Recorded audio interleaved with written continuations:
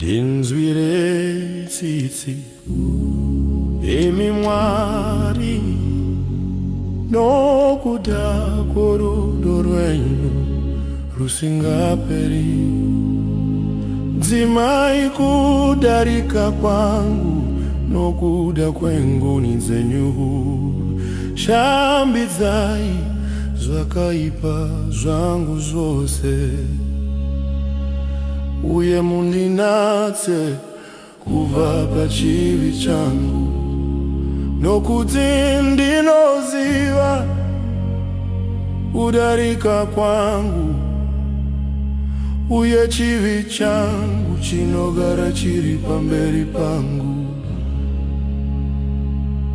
Ndakakutadzira imi, iyemi moga, nokuita chinhu chakaipa pamberi penyu, kuti munzi makarurama pamunotaura, uye musapomerwa mbosva pakutonga kwenyu.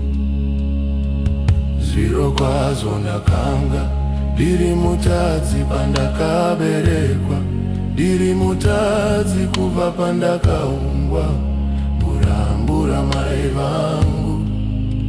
Zvirokwazvo imi monda, chokwadi pakati pomwoyo, munondidzidzisa uchenjeri panzvimbo yomukatikati.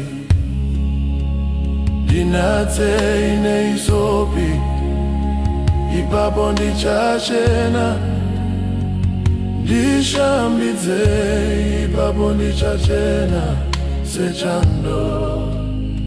Ndiitei kuti ndinzwe mufaro nokufarisisa, itai kuti mapfupa amakapwanya afare.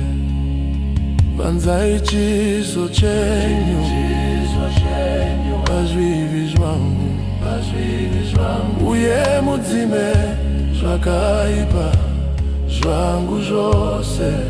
Desikai mukati mangu moyo wakachena, imi Mwari, uye muvandudze mweya wakarurama mukati mangu.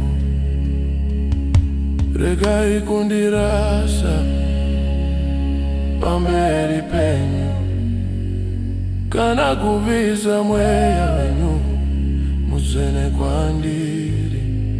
Dzorerai kwandiri mufaro woruponeso rwenyu, uye mundipe mweya unoda kuti undiraramise.